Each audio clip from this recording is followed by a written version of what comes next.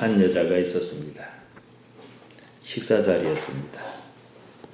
옥합을 깨뜨려 향수를 예수님의 머리에 부어버렸습니다. 매우 비싼 나드 향유라 했습니다. 나드 향유가 뭔가 하고 찾아봤더만은 그냥 나드예요. 우리말로 구태하면 감송향이라는데 저는 잘 모르겠습니다. 식물에서 얻는 그런 겁니다. 순전하고 피스티코스 매우 비싼 향유라 했습니다. 얼마나 비싼지 무려 300데나리온이나 한다 그랬습니다. 한 데나리온이 노동자가 하루에 일하는 품삯 정도라 그러니까 짐작이 가지요. 이 일로 사단이 났습니다. 다들 여자를 야단쳤습니다. 그 자리에 있던 사람이 분을 냈다, 화를 냈다 그럽니다. 도대체 무슨 의도로 이렇게 비싼 향유를 허비하는가 그랬습니다. 차라리 그것을 팔아 가난한 사람에게 나눠주는 것이 좋았겠다 그랬습니다. 예수님의 반응은 의외였습니다. 여자가 잘했다는 거예요. 우리는 제3자입니다. 나드 향유가 무엇인지도 모르고 비싸다고는 하나 감이 잡히지도 않습니다. 어째서 그게 비싼지 그림을 그릴 수 없습니다. 아무리 비싼들 나머지 금송아지입니다. 여기서 중요한 것은 어떤 여자가 벌인 사건을 사이에 두고 각각의 반응이 다르다는 점입니다. 사람이 여자를 책망했을 때 예수님께서는 여자를 오히려 옹호하셨습니다. 잘하였다 그러셨습니다. 그러면 가난한 사람이 어쩌고 하면서 분을 낸 사람이 틀렸다는 얘기입니다. 아무튼 여자의 행위를 선뜻 이해하기는 어렵습니다. 사람은 말로 의사를 표시합니다. 말은 두 가지 형태로 나타납니다. 말 그 자체에 모양이 있고 이걸 이제 형태소라 그럽니다. 의미가 있어요. 그걸 의소라 그럽니다. 말이 담고 있는 실질적인 의미입니다. 잘 논다 그러면은 잘 놀아서 잘 노는 것인지 비꼬는 것인지, 잘 놀아서 잘 논다 그러면은 형태소입니다. 비꼬는 말이면은 의소입니다. 같은 말이라도 이처럼 겉과 속뜻이 다릅니다. 겉으로 드러나는 형태가 실제 있고 실제 의미하는 속뜻이 따로 있다는 것이지요. 말의 겉모습, 소리를 기표, 시니피앙이라 그럽니다. 말이 담고 있는 실제 의미를 시니피에라 그럽니다. 속뜻이지요. 때문에 우리는 누군가 무슨 말을 하면 곧이곧대로 듣지 않습니다. 의미 파악이 힘듭니다. 보통 나이가 들면 들수록, 지식이 늘어나면 늘어날수록, 관계가 어려우면 어려울수록 말의 겉모습과 속뜻에는 차이가 많이 납니다. 아이들에게는 그런 거 없어요. 아랫사람은 윗사람의 속뜻 찾기에 골몰합니다. 며느리가 시어머니에게 어머니 이것 좀 드세요 라고 말했다 그럽시다. 시어머니가 무슨 생각으로 그런지 모르지만 되었다 이러는 거예요. 며느리가 그 말을 곧이곧대로 두고 상을 치워버려요. 그러면 시어머니는 섭섭해요. 말은 그렇게 했어도 속뜻은 그것이 아니다. 한 번쯤 더 권해주기를 바랬을 수도 있다는 거지요. 그것이 도리가 아니냐 그럽니다. 이런 것이 이를테면 말의 겉모양과 속뜻의 차이입니다. 되었다고 된 게 아니에요. 서로가 모든 것을 터놓을 수 없는 관계의 문제입니다. 똑같은 상황이라도 딸이 그랬다면 그만큼 섭섭하지는 않아요. 이것은 며느리와 딸 차이가 아니에요. 두 사람 사이에 있어 관계 차이입니다. 얼마나 누가 오랫동안 부대끼며 살았느냐의 차이예요. 관계가 얼마나 무르익었느냐는 것입니다. 말하는 쪽이나 말을 듣는 쪽이나 오랜 관계일수록 말의 겉모습과 속뜻의 괴리는 적습니다. 우리 신앙도 마찬가지예요. 신앙의 모양으로서 겉과 신앙의 의미로서 속이 다른 경우가 많습니다. 예수님께서 아주 나쁘게 쓰신 말이 있어요. 외식입니다. 신앙의 겉과 속이 다른 거예요. 말로만 믿는다 해도 실제로는 믿지 않는 거예요. 외식이란 거칠애입니다. 신앙에서 외식은 신앙의 모습이 신앙의 본질과 거리가 멀다는 거예요. 사람은 상호관계 속에서 삽니다. 그 때문에 보통 사람으로서는 이 문제가 결코 쉽지 않습니다. 외식의 문제는요, 살만하다 싶은 신앙인에게 뿌리 깊게 박혀 있습니다. 이때 우리는 언제나 신앙의 본질로 돌이켜야 합니다. 지금 이 시대 다들 교회 강단에 많이 실망했습니다. 우리 신앙의 회개는 중요합니다. 신앙의 관문이기 때문에 그렇습니다. 회개, 메타노이아는 신앙이 추구하는 바 본질로 돌이키는 겁니다. 삶에 대해서 마음을 달리먹는 거예요. 마음의 방향 전환, 마음을 돌리는 것입니다. 그래야 삶이 달라져요. 다른 삶을 살아야 한다는 거예요. 교회는 회개하지 않은 사람, 회개가 뭔지 몰라서 못하는 사람 참 많습니다. 예수님께서는 바리새인의 외식을 경계하셨습니다. 복음서에서 가장 나쁘게 쓰이는 말이 그겁니다. 누가복음 12장 1절에 보면요. 그동안에 무리 수만 명이 모여 서로 밟힐 만큼 되었더니 예수께서 먼저 제자에게 말씀하여 가라사대 바리새인의 누룩 곧 외식을 주의하라. 수만 명이 밟힐 정도로 모였을 때 외식을 말씀하셨어요. 그만큼 중요하다는 거지요. 우리는 바리새인 하면 신앙이 나쁜 사람, 좋지 못한 사람 그렇게 합니다. 그러지 않습니다. 율법의 완벽을 추구하는 사람이었습니다. 율법의 기초는 하나님 말씀 아닙니까? 무엇이 잘못일까요? 바리새인의 가장 큰 문제는 외식입니다. 그러니까 외식하는 신앙은 아무리 잘하는 신앙이라 할지라도 신앙이 아닙니다. 신념은 될 수 있지요. 신앙으로 가장한 것입니다. 신앙이라 하는 겉모습만 있지 속모습, 능력이 없는 거예요. 바울은 디모데에게 그 점을 경계했습니다. 디모데후서 3장 5절입니다. 경건의 모양은 있으나 경건의 능력을 부인하는 자니 이 같은 자에게서 내가 돌아서라. 모양만 신학이라는 거죠. 외식의 신앙을 경계했습니다. 요한복음 5장 39절 40절을 보면 외식의 신앙은요 영생을 추구하지 않습니다. 예수님은 물론입니다. 그들은 성경에서 영생을 찾을 것이라고 생각했습니다. 예수님께 나아가지 않았습니다. 예수님이라는 어떤 분이 모르는 분이 등장했으면 우리가 기다린 분이 저분이 맞나 하고 따졌어야 합니다.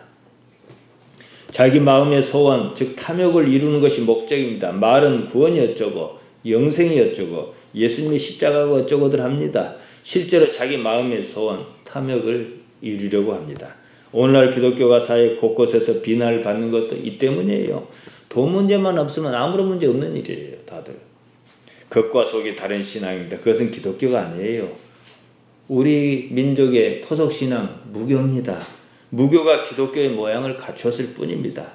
교회 문제가 시끄럽지 않습니까?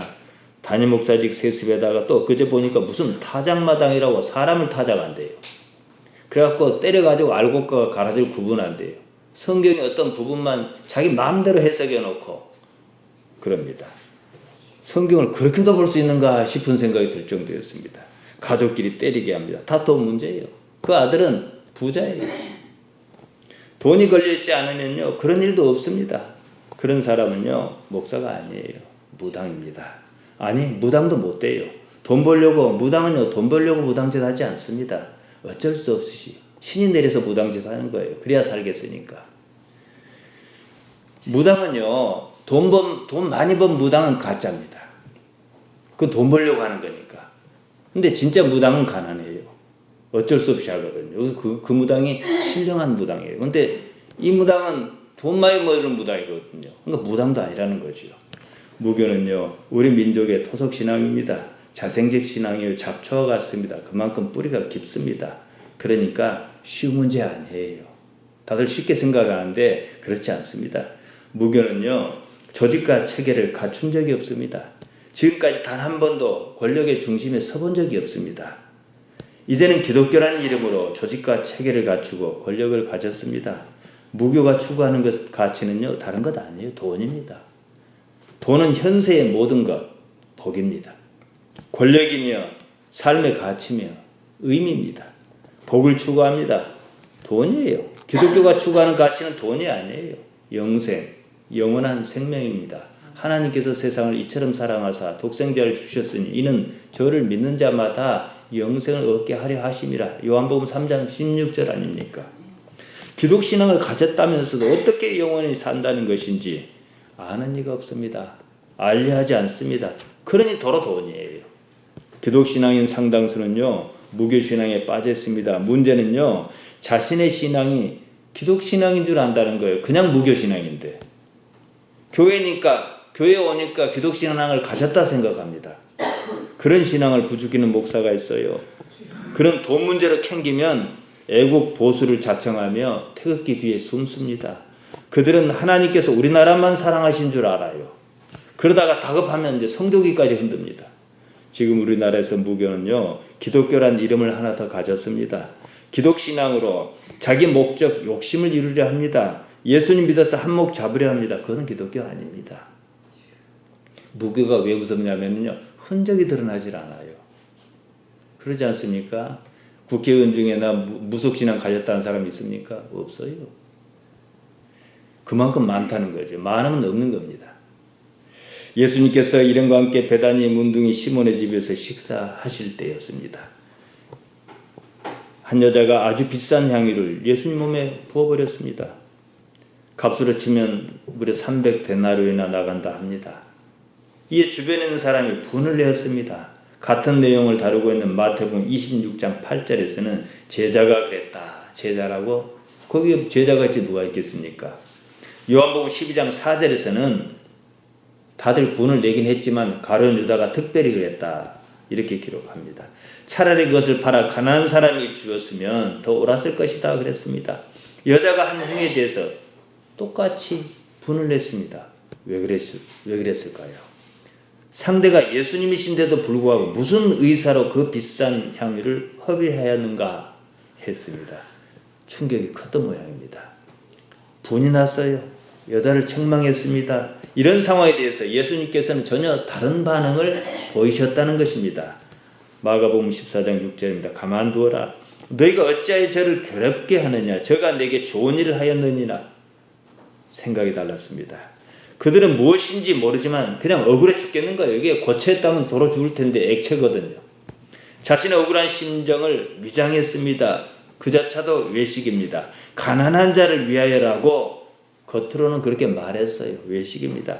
말이 그렇다는 거죠. 속뜻은 진정으로 가난한 사람을 위한 것 같지 않습니다. 정말로 가난한 사람 생각했다면 분을 낼 건 없어요. 참 아깝다 생각을 해야지요. 아쉽다 해야지요. 마치 자기 돈이 공중으로 날아가 버린 것처럼 그랬습니다. 자기 돈이 아니면 여자가 그렇게 하든 말든 상관할 일이 아니에요. 무엇보다도 여자가 향유를 허비한 대상은 예수님이시거든요. 여자가 정신없이 그랬다 보기도 어렵습니다. 그런 비난에는 다른 의미가 있습니다. 상황을 어떻게 이해하였는지 암시하고 있습니다. 향유 값이 몇 푼 아니었으면 다들 별말이 없었을 것입니다. 300데나리온이었습니다. 노동자가 1년 내내 일해야 해요. 다들 돈 문제에 관심이 많았다 이것입니다. 그러니까 300데나리온은 금액이 딱 나오지요. 지금 예수님을 따르는 이유가 돈과 결코 무관하지 않다는 거예요. 우리식으로 얘기하면 복입니다. 요한은 특별히 가룟 유다를 지목했어요. 유다가 돈꾀를 맡은 자로서 돈을 훔쳐간 때가 있었다. 이게 이유입니다. 요한복음 12장 4절에서 6절에 나옵니다. 아무튼 지금 예수님 주변에 있는 사람은 예수님 상대인 예수님 자신보다는 그 돈에 관심이 더 많았습니다. 그 능력에 관심이 많았습니다. 성경 기록자는 한결같이 사람이 돈 때문에 예수님을 따랐다 이렇게 본 겁니다. 이때 돈이든 명예든 권력이든 다 그것입니다. 독자의 시선이 다른 데로 빠지지 않기 하기 위해서 요한은 가룟 유다를 따로 지목했습니다. 돈 때문이라고 확실하게 못을 박았습니다. 예나 지금이나 예수님 주변에 있는 사람은 돈에 관심이 많습니다. 이명박 전 대통령을 보십시오. 장로 대통령 아닙니까? 어떤 기자는 시사인이라고 한 잡지에 쓰는 기자인데요. 이 전 대통령을 추적해 보니까 돈의 화신이라고 그랬어요. 돈 냄새 맡는 데는 탁월한 재주가 있다고 그랬습니다. 그에게 교회는 돈의 천국에 이르는 사닥다리였습니다. 예수님을 따르는 이유는 삶의 근본적인 문제 때문입니다. 기독신앙의 가치가 도대체 뭡니까? 이해를 할 수 있든 없든 영원한 생명이에요. 돈의 문제는 돈이 영원한 생명을 주지 않는다는 거예요. 우리는 돈을 목적으로 삼을 수 없습니다. 다른 가치여야 해요. 그러면 돈이 무엇인가? 개념이 잡혀야 해요. 돈은요, 필요는 해요. 왜냐? 옷을 사 입으려면 돈이 있어야 하고 먹으려면 돈이 있어야 하지 않겠습니까?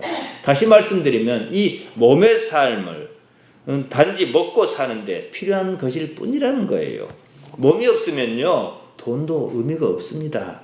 예수님께서 일찍이 돈에 대해서 지침을 주셨습니다. 마태복음 6장 31절 32절입니다. 그러므로 염려하여 이르기를 무엇을 먹을까 무엇을 마실까 무엇을 입을까 하지 말라. 이는 다 이방인이 구하는 것이라. 너희 천부께서 이 모든 것이 너희에게 있어야 할 줄을 아시느니라 그러셨습니다. 그래서 공중에 나는 새, 들에 핀 백합화 이런 말씀하신 거죠. 그러니까 이 말씀이 뭡니까? 예수님 그냥 순전하게 믿으면 재벌은 못 시켜줄 수 있어요. 그건 필요하지 않는 경우가 있을 수 있고 또 재벌을 할 사람 해야 될 테니까 그러겠지만 먹고 살게는 해주시겠다 이겁니다. 그러면 그 다음에 무엇을 추구하겠느냐 이 말씀입니다. 그래서 하신 말씀이 마태복음 6장 33절입니다. 너희는 먼저 그의 나라와 그의 의를 구하라. 그리하면 이 모든 것을 너희에게 더하시리라 그러셨습니다. 돈 구하지 말고 하나님의 정의를 구해라 이 말씀입니다. 내가 어떻게 하나님의 정의를 이룰 것인가? 할만하거든 선하려 하고 하나님의 뜻을 조철해 하라 이거예요. 할만하면은 교회에 나오려고 하고 할만하거든 말씀을 들으려 하고 이래야 하는 거예요. 결론적으로 이리 말씀하셨습니다. 그런 문제로 많이들 고민하고 염려하니까 말이에요. 마태복음 6장 34절입니다. 그러므로 내일 일을 위하여 염려하지 말라. 내일 일은 내일 염려할 것이요 한날 괴로움 그날의 족하니라. 지금은 그럴 때가 아니다 이 말씀이에요. 지금 뭐 할 때입니까? 하나님의 나라와 의를 추구할 때예요. 염려는 설령 하더라도 내일이 할 것이다. 괴롭다도 지금 일은 아니다. 그 말씀입니다. 지금 무엇을 할 것인지 생각하라는 거예요. 그러니까 우리의 삶의 가치는 뭡니까? 할만하거든. 하나님을 생각해야 하는 거예요. 아예 없이 하면 곤란하겠지만 이 정도는 내가 좀 감당할 만하다. 그러면 주의를 하는 거예요. 능력이 안 되면 할 수가 없어요. 그러나 조금만 능력이 되면 하나님을 사랑하는 일하고 하나님 섬기는 일하고 해야 하는 거예요. 사지 멀쩡한데 그것도 안 한다 그러면은 그렇게 하나님께서 어떤 길을 주시겠습니까? 생각하셔야 해요. 지금 무엇을 해야겠습니까? 하나님을 현실적인 존재로 생각하느냐, 마음을 다하여 하나님을 추구하느냐, 이 문제입니다. 우리 신앙이 좌로나 우로나 치우치지 않고 제대로 방향을 잡으려면 예수님께 마음을 두어야 합니다. 누군가 성경 구절을 들이댑니다. 뭘 합니까? 아무리 성경이 어쩌고 저쩌고 해도요, 휘둘릴 이유가 없어요. 신천지에 휘둘린 것 자체가 이상한 것이고 타작마당이라고 강단 앞에서 여자 목사한테 이밤 저밤 맞고 있는 자체가 이상한 거예요. 다 그럴만하니까 그런 거잖아요. 예수님께서 추구한 가치가 아닌 다른 무엇이라면 이상한 거예요. 성경을 자기 마음대로 해석하는데 그게 성경 말씀입니까? 예수님이 아닌 다른 것에 마음을 둘 때 문제가 생겨요. 이 여자가 한 일을 보세요. 어처구니 없는 건 사실입니다. 하지만은 예수님을 위해서 했잖아요. 그러니까 문제가 없는 거예요. 지금부터 영원토록 하나님 안에서 만족하는 삶, 기쁨의 삶, 아무 것에도 구속받지 않는 평안의 삶은요, 예수님께서 말씀으로 주신 거기에 있습니다. 그 삶이 영원하니라고 확신이 든다면 바로 그것이 구원입니다. 소테리아, 만족하는 삶이죠. 복음이란 말은 구원을 말하는 기쁜 소식입니다. 한마디로 영원한 생명의 보장입니다. 교회 강단은요, 복음을 말해야 해요. 주변 것을 가지고 복음을 대신하려고 하지 말아야 합니다. 복을 말하려면 적어도 마태복음 5장에 나오는 8가지 복을 얘기해야 해요. 거기가 돈복이 어디가 있습니까? 교회에서 흔히 말하는 복은요, 다른 거 아니에요. 그냥 돈이에요. 누가 뭐라 해도 돈이에요. 건강은요, 요새 돈 있으면 다 챙겨요. 관리사가 다 해줘요. 거기 가고 좋은 거 먹고 그러면은 운동도 해서 또 돈 있어야 해요. 그래야 좋은 기계 갖다 놓고 집에서 막 흔들고 또 뭐 돌리고 또 요새는 뭐 안마기계도 엄청 비쌉니다. 거기 들어놓고 앉았으면 손주 없어도 돼요. 그냥 막 주물러줘요. 그냥 이렇게. 그러니까 돈이에요. 복음은 돈을 가리키지 않습니다. 복이 만약에 그런 것이라면 여러분 이것저것 다 내려놓고 한번 생각해 보세요. 복이 만약에 그런 것이라면 십자가하고 어울리지 않잖아요. 십자가가 어떻게 복일 수 있어요? 십자가 없는 복음은 복음이 아닙니다. 그러니까 그 말은 뭡니까? 예수님만 십자가에 달리시고 그 대신 나는 복 받고 잘 살자 이 뜻인데 이건 복음 아니에요. 자기 부인을 하라고 그러셨거든요. 잘 먹고 잘 입어 잘 산다 그럽시다. 그것만으로는 마다할 것 없어요. 잘 먹는 게 뭐 잘못이겠습니까? 다만 그것이 구원을 보장하지 않는다는 거예요. 그건 영생의 삶이 아니라는 거예요. 예수님께서 잘 먹고 잘 입고 잘 사시다 가셨습니까? 인자는 머리 둘 곳이 없다고 마태복음 8장 50절, 누가복음 9장 58절에 그러셨습니다. 교회의 관심은요, 오로지 이것이어야 해요. 주변 것으로 대체할 수 없습니다. 성숙한 사람은 그 하는 일이 있어 목적이 분명합니다. 무슨 일이나 겉과 속이 다르지 않을 때 인격을 말할 수 있습니다. 이랬다 저랬다 하면은 신뢰감이 떨어져요. 왜 그 일을 하는지가 분명해야 합니다. 그것에서 벗어나면 시끄러운 일 생깁니다. 어떤 사람이요, 신앙생활 잘해요. 딱 보면 교회에서 강단에서 보면 항상 그 자리에 앉았어요. 근데 어쩌다가 빠진 거예요. 이 사람이 이럴 분이 아닌데 싶으면요, 무슨 일 있는 게 맞아요. 근데 이랬다 저랬다 그러면 무슨 일이 있는지 없는지도 몰라요. 신뢰감이 없는 거죠. 교회가 어째서 시끄러워야 합니까? 문제가 있다 이 말이죠. 신앙은 우리 인생이 달린 문제입니다. 한 번 지나면 되돌릴 기회가 없습니다. 자신의 신앙 노선이 틀렸다는 걸 알았습니다. 그래도 그것을 바꾸지 못합니다. 뻔히 죽을 길로 갑니다. 바울은 디모데 전서 4장 2절에서 이런 경우를 화인 맞은 양심이라고 그랬어요. 알아도 마음이 안 동해요. 돈이든 권력이든 명예든 놓을 수 없습니다. 이때는 십자가를 진다든지 자기 부인을 하여야 한다든지 말이 먹히지 않습니다. 그러니까 남에게만 하라 그래요. 남에게만. 예수님 믿는 일은요, 돈 버는 일 아닙니다. 생명에 관한 일입니다. 죽고 사는 문제입니다. 예수님을 믿는 일은 권력을 장악하는 일이 아닙니다. 오히려 권력을 놓음으로 권력 이상의 것을 초월하는 일이에요. 그 이상의 것, 영생을 논하자는 겁니다. 신앙인으로서 이 점을 분명히 했으면 좋겠습니다. 돈이든 무엇이든 필요에 따라 하나님 아버지께서 주실 것입니다. 하나님께서는 우리에게 무엇이 있어야 하는지 다 아신다 그러셨습니다.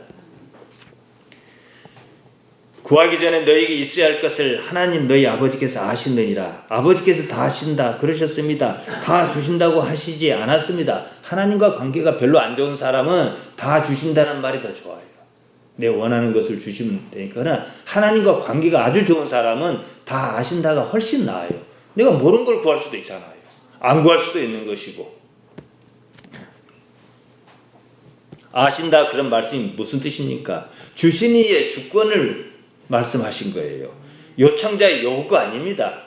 신앙은 원래 이런 겁니다. 현금 인출기에서 돈을 뽑듯 기도로 막 돈을 뽑으려 합니다. 이제 그만둬야 해요. 그런 시대 지났습니다. 먹고 살기 힘들 때는 그렇게라도 예수님 믿게 하셨어요. 목회자 집회를 알리는 전단지가 우편으로 왔습니다. 내용이 이랬습니다. 어느 교회든 잘 되어야 합니다. 어느 목사님든 잘 되어야 합니다. 어느 성도든 잘 되어야 합니다. 대단한 하나님 섬기는 우리는 잘 될 수밖에 없습니다. 믿음이 뭐 있어 보입니다. 그럴듯해요.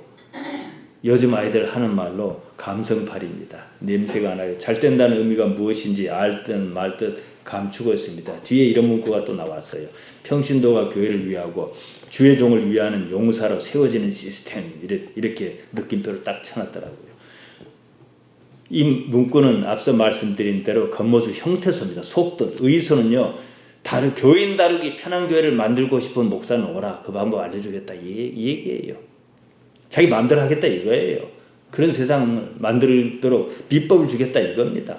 이해는 해요. 요즘 교회가 오죽 험하니까 그러겠느냐 싶습니다. 목사를 목사로 여기지 않는 풍토는 물론 하나님께서 기뻐하시지 않을 것입니다. 하지만 이 문제는 무슨 기술로 해결할 수 있는 게 아니에요.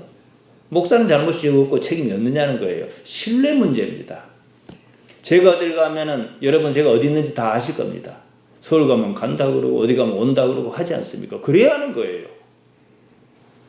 또 제가 다는 모르지만은 우리 집사님들 어디 계시는지 대충 감이 옵니다. 교회는 그래야 하는 거예요. 항상 마음에 두고 있어야 하지 않습니까? 목회자든 평신도든 신앙의 진정성을 가지고 논해야 합니다. 우리가 무엇을 추구하는가 그 문제입니다. 교회를 위하는 것이 하나님을 위한 것이라든지 주의 종인 목회자를 위하는 것이 하나님을 위한 것이라든지 그렇게 말하고 싶습니다. 이미 어떤 의도를 감추고 있습니다. 자기 보신을 위해서, 자기 유익을 위해서 무엇을 하려 한다라고 밖에 볼 수가 없어요. 예수님께서 주신 복음의 가치에는 별로 관심이 없습니다. 복음은 없고 기술만 있습니다. 여기저기서 그래서 야단입니다. 총회 때, 이제 다음 달 총회 때 명설교회 문제가 최종 결론이 날 텐데 제 생각에는 부정적이에요. 한 50몇 억 들어서 노예마다 1억씩 풀고 그러면요, 정치하는 사람들 다 기술자가 많거든요. 그냥 합니다. 무기명 투표거든요. 신앙은 무엇보다도 겉과 속이 같아야 합니다. 종교는 이런 문제로 성패가 갈립니다. 강단과 회중 사이의 신뢰가 우선입니다. 사회가 종교에 대해서 싫어하는 바가 있다면 모두가 이런 이중성 때문에 투명하지 못하기 때문에 그런 거예요. 지나쳤습니다. 성도의 관심이 예수님께로 집중하게 해야 해요. 자신의 이익을 위해서 이건 딱 감추고 예수님을 위하라 하는 것처럼 해놓고 자기가 천이니까 그런 문제가 생기는 거죠. 예수님을 부정할 수 없다면요, 적극적으로 긍정해야 합니다. 어리석을지 모르겠지만 순수하게, 이 여자처럼 순수하게 예수님을 위한 일이면 결국은요 진리로 나가게 되어 있습니다. 적어도 우리 자신의 삶에 예속되지 않으니까 말이죠. 우리 생각은 진리가 아니거든요. 옥합 사건으로 한바탕 난리가 일단 일었습니다. 예수님께서 사태를 진정시키셨습니다. 어찌하여 이 여자를 괴롭게 하느냐? 저가 좋은 일을 하였느니라. 여자가 좋은 일을 했답니다. 예수님께서 한마디 하시자 모두 입을 다물어야 했습니다. 말씀하신 분이 예수님이거든요. 이건 계급 차이가 있단 말이에요. 권위 차이가 있죠. 우리는 상황을 경험합니다. 마음의 창고에 이미지 형태로 기억을 저장합니다. 예수님께 대해서도 마찬가지입니다. 제자 마음에 예수님이라는 이미지가 들어있습니다. 그 이미지는 마음이 어떤 판단을 내릴 때 중요한 가늠자 역할을 합니다. 예수님이라는 이미지가 어떨 것 같습니까? 겉과 속이 다르지 않아요. 같아요. 한결같아 이거지요. 각자의 마음에 예수님에 대한 그런 이미지가 3년 반 동안 차곡차곡 쌓였습니다. 그런 분이 말씀하시니까 그냥 이해가 가든 안 가든 잠잠해지는 거예요. 강단도 마찬가지다. 우리는 이걸 쉽게 권위다, 뭐 하늘로서는 권위다 이렇게 얘기하는데 그거 다 헛소리입니다. 어느 건 뭐 하늘로서 안 왔습니까? 상대방의 권위가 있는지 없는지 역시 마음에 쌓인 이미지가 판단합니다. 그리고 그런 이미지를 줬느냐는 거예요. 우리에게도 예수님에 대한 이미지가 있습니다. 말씀으로 접하지 않았습니까? 그것 없이 보면 여자의 행위에 대한 예수님의 말씀 어느 누가 보더라도 이치에 맞지 않습니다.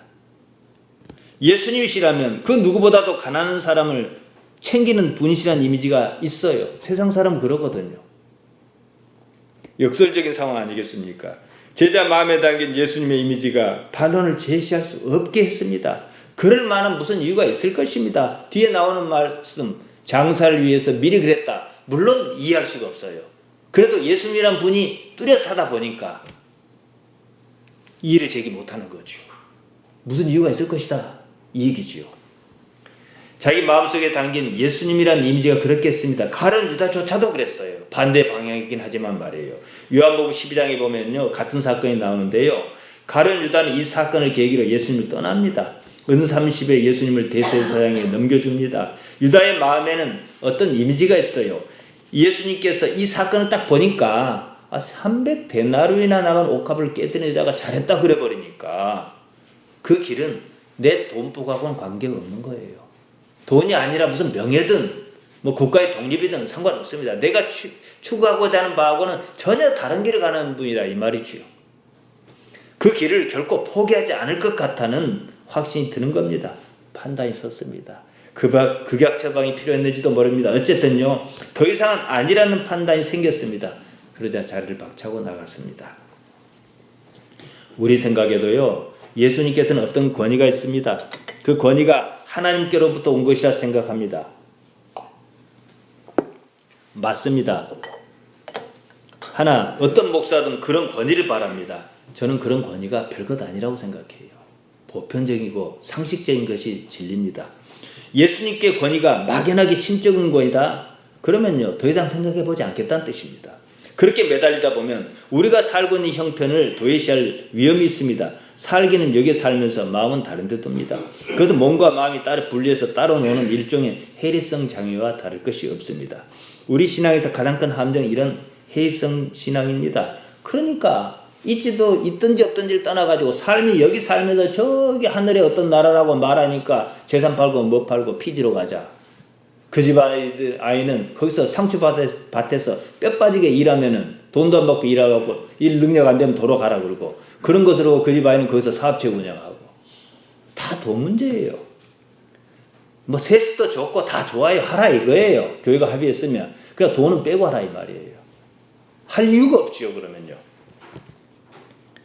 자신은 세상에 살면서도 정작 세상의 모든 것을 악한 것으로 봅니다. 세상적이란 말이 그걸 설명합니다. 선과 속에 무슨 구분이 있습니까? 그런 거 없습니다. 악하고 안 악한 것만 구분이 있습니다. 그러면서 정작 자신은 그 늪에 빠져 있다는 거죠. 이렇게 구분하는 처방은 일단 쉬워요. 결과는 감당하기 어렵습니다. 이런 이중성이요 사람을 지치게 만듭니다. 옳은 건 옳고 아닌 건 아닐 뿐이에요. 선과 속은 따로 없습니다. 목사의 권위는요 이미지의 일관성에서 나옵니다. 우선 겉과 속이 같아야 그게 능력입니다. 목사는 무엇을 하고 하지 않고 이전에 말에 대한 신뢰가 있어야 합니다. 말이 나타내는 겉모습과 속뜻이 같아야 해요. 말한다 해서 그렇게 듣는 거 아니에요. 신의 형태소는요 신뢰입니다. 이랬다 저랬다 하면 신이 아니에요. 신앙은 신을 어떻게 신뢰할 것이냐 그 문제입니다. 현실적으로는 하나님께서 창조하신 이 세상을 어떻게 신뢰할 것이냐 이것으로 우리는 하나님을 가늠합니다. 하나님께서 창조하셨다는 거죠. 결국 이것은 하나님 문제가 아니라 세상을 이해하는 내 자신의 문제입니다. 신앙이란 바로 이 딜레마를 어떻게 극복할 것이냐 그것입니다. 세상을 신뢰하기 어렵습니다. 하나님께서 계시지 않다면은 그럴 것입니다. 하나님께서 살아 계십니다. 그럼에도 세상을 신뢰할 수 없다면 결국 하나님을 신뢰하지 못하겠다는 것과 다른 말 아닙니다. 세상이 옳다는 게 아니에요. 하지만 하나님께서 어떤 이유를 갖고 계실 것이라는 거예요. 하나님께서는 결코 이랬다 저랬다 하시는 분이 아니시기 때문입니다. 우리는 세상으로 하나님 보지 하나님 보고 세상 볼 수 없어요. 그래서 우리는 성경을 특별 계시라고 해요. 특별하다고. 그럼 더 중요한 게 뭡니까? 그냥 있는 계시일 거 아니겠습니까? 그걸 자연 계시라고 해요. 이 말씀은 그 말씀입니다. 우리가 아는 일이 있어요. 민망하긴 합니다만은 아는 거니까요. 2009년 봄이었습니다. 제가 한번 말씀드린 적이 있는데요. 목사 한 사람이 제게 전화를 했어요. 전혀 몰랐던 사람입니다. 제가 선교선을 가지고 일한다는 얘기를 들었다 그랬습니다. 제가 타고 다니는 배가 작고 낡아서 위험하다고 그러더라고요. 잘 알고 있더라고요. 자기가 배를 한 채 갖고 있는데 그 배를 제게 주든지 그럴 여건이 아니면은 새로 하나 사준다 그랬습니다. 그래서 확실히 목사님은 다르구나. 신앙에는 이런 일이 있구나. 그랬습니다. 그때 좀 바빴어요. 만나자 해서 몇 번 교회를 찾아갔습니다. 그 교회가 여수 박람회 때문에 철거를 지금 당했는데 그쪽에 있습니다. 보상도 끝났다 그랬어요. 넉넉하게 받은 모양입니다. 하나님께서 복 주셔서 많이 받았다 그러더라고요. 그래서 저는 이제 그냥 갈 수가 없어서 전복도 좋은 놈으로 사가지고 갔어요. 오라고는 했지 뭐가 없어요. 결국은 자기 자랑, 자식 자랑, 돈 자랑이에요. 그럴 마음이 없었으면 오라 가라 한 셈이에요. 저는 귀한 시간 드리고 전복만 날렸습니다. 이렇게 실없는 사람이 있나? 아니 처음에 그럴 마음이 있었을 것입니다. 자기 마음으로 감동이 있었다고 그랬거든요. 막상 돈을 내놓으려 하니까 그냥 감동이 없어져 버린 모양이에요. 헌금할 마음은 먹었는데 막상 헌금할 때면 돈이 안 아깝습니까? 저도 그랬거든요. 다들 그래요. 그래도 어느 정도는 자기 통제가 필요한 거거든요. 버린 일을 마무리 짓지 못하고 시간만 질질 끌더라고요. 아니다 싶어 포기했습니다. 어떻게 해줄 것 같지도 않고 이처럼 실없는 경우가 있거든요. 저는 그렇다 치고 그 양반 때문에 저까지 실없는 일을 하고 말았다는 거죠. 배를 알아보려고 2차례나 녹동을 다녀왔습니다. 엔진을 공급하는 회사 사장에게 점심 먹으러 가자는 것을 마다하고 했긴 망정이지 얻어먹었더라면 참 더 곤란했을 뻔했습니다. 말로는 선교가 어떻고 하나님이 어떻고 합니다. 이런 일 말해요. 저는 다른 거 하지 말고 좀 가능한 일을 말하고 말했으면 그대로 하라 이게 웬만하면. 실없는 경우 참 많습니다. 목회자를 상대로 장사하는 사람이 있어요. 어디 노예나 무슨 세미나 가면 마이크도 팔고 뭣도 팔고. 이 사람들은요 목사로 생각 안 해요. 돈 때문에 먹는 사람도 많은가 봐요. 이랬다 저랬다 하는 사람이 많기 때문에 그래요. 목사는요 이랬다 저랬다만 안 해도요 대접받고 삽니다. 신중히 생각하고 처신해야 하는 거예요. 사소한 것도 감당할 수 없으면 할 수 없어요. 가려고 그러는데 정말로 바람이 불어갖고 배가 없는 거예요. 그러면 할 수 없는 거예요. 그건 다 이해해요. 오래전 일입니다. 이게 이제 우리가 아는 일인데요. 김영자 씨가 남편이 죽기 전에 한동안 백야도 친정이 있었습니다. 그때 뭐 부부간 갈등이 좀 있었다고 그럽니다. 어찌어찌 해서 그쪽 목사가 설득해서 집으로 돌아오게 했습니다. 보니까 한 무리의 사람이 그냥 배를 빌려 타고 왔어요. 당시로서는 섬에서 섬 오는 길이니까 또 항로가 없으니까 그 사람 같은 배를 빌려오는 게 좋을 것입니다. 그쪽 목사가 여기 와갖고 전화해서 오라는 거예요. 막 그때 알았죠. 이제 그러면서 이제 제게 맡기고 간다는 거예요. 이야, 참 저보다 훌륭한 사람이더라고요. 그래서 저한테 또 기도를 해달라 그래서 저쪽 맡고 있는 사람이니까 부부를 위해서 제가 기도해 줬죠. 잠시 후 그리 알고 간다 그래요. 그러면서 김영자 씨에게 배 빌린 값 5만 원을 내놓으라 그러더라고요. 처음부터 당사자가 원한 일도 아니고 사실 경황이 없어서 거기까지는 생각을 못 했을 거예요. 갑작스러운 데다가 돈이 어디 갔어요. 어찌할까 모르는 거예요. 그래서 제가 안 되겠더라고. 아내에게 얘기를 해서 어디서 돈 5만 원 만들어 오라고 그랬어요. 그래서 줬어요. 그러다 그런 설명까지 붙였어요. 당신 일로 배를 빌려 여기까지 왔으니까 백삭은 당신이 부담해야 한다. 뭐 틀린 말은 아니에요. 하지만 생각지도 못한 일이에요. 생각해 주든지 미리 이런 일이 있을 테니까 이렇게 한다든지 못한다든지 이렇게 얘기해야 하는 거예요. 무슨 일이든 상대방 상황 봐가면서 해야 하는 겁니다. 김행자 씨 입장에서는 나중에 어떻게 그 은혜를 갚을런지 어쩔런지 그런 일이 있을지는 모르겠지만 당연히 자기를 위해서 한 줄 이런 줄 알았을 거 아니겠습니까? 뱃사까지는 미처 생각하지 못했을 겁니다. 있었으면 그 상황에 내놨겠지요. 더구나 자기는 가만히 있는데 목사가 권해서 여기까지 온 겁니다. 목사가 그러저러한 상황을 고려하지 않았던 것 자체가 문제예요. 아니면 처음부터 뱃삭을 준비하도록 하든지. 집을 놨다고 어쩌다가 남의 도움으로 집에 들어왔습니다. 그런 상황에서 이 집 저 집으로 돈 빌려 다녀야 하는 형편이에요. 난처한 쪽은 오히려 저였어요. 그래서 이제 그렇게 해결했죠. 사람이 어째 생각이 없는지 이해가 가지 않습니다. 그럴 것 같으면 데려오지나 말든지 아니면 챙겨갈 것을 챙겨서 오든지 그게 뭐냐는 얘기죠. 그래놓고 갈라선 사람을 자기가 화해시켰다고 전화로 몇 번이고 생색을 내더라고요. 사람 난처하게 하는데 참 기술이 있더라고요.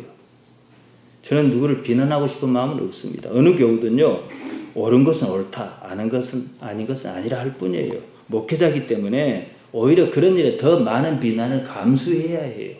그래 보세요. 그 사람에 대해서 무슨 신뢰를 가질 것인지. 극단적 교육에 부딪히면 어떤 사람이 이렇게 말합니다. 목사는 뭐 사람 아니냐 그래요. 그럼 저는 그렇게 말해요. 아니 목사는 사람 아니다 그래요. 목사다 그래요. 무슨 다른 가치가 있어야지요. 왜 목회하는지 말이에요.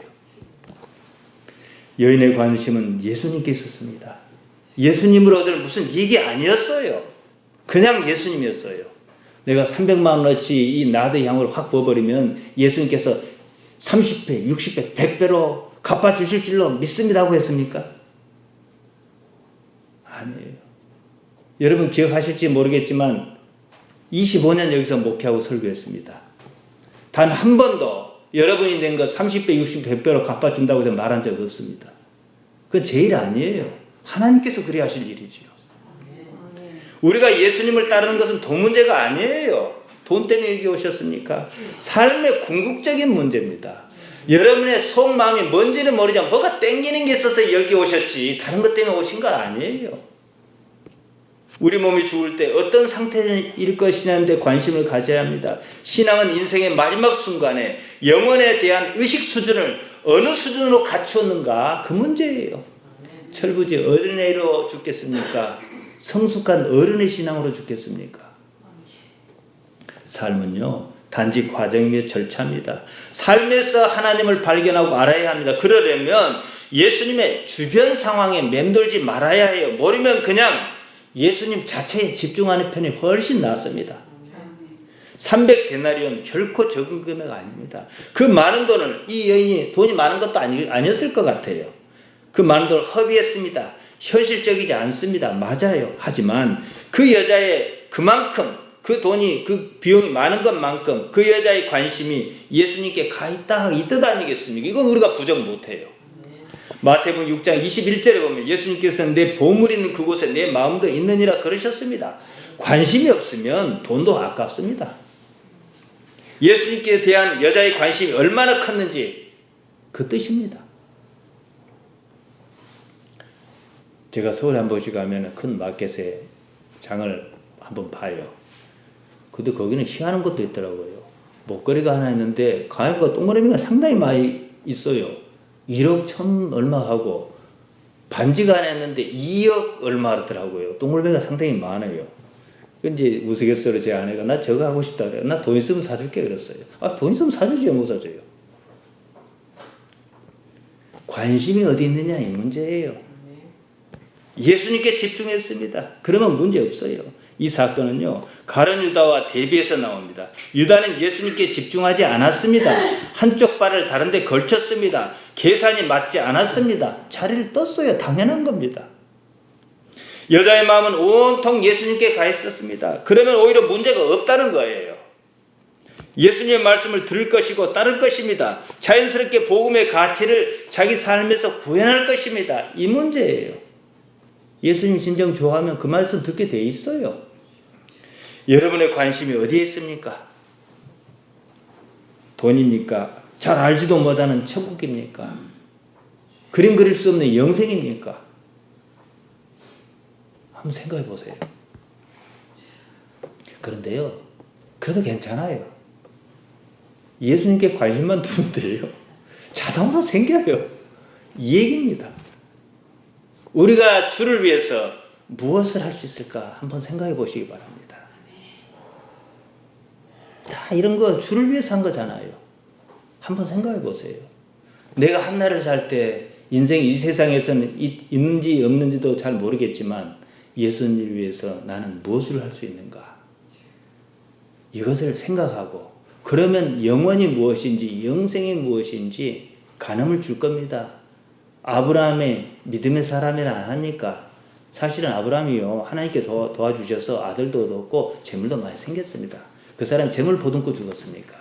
히브리서 11장 보세요. 하나님의 거룩한 도성이 어떻게 생겼는지 모르지만 그것을 사모한다 그러지 않았습니까? 예수님께 관심을 두는 여러분이 되시기를 축복합니다.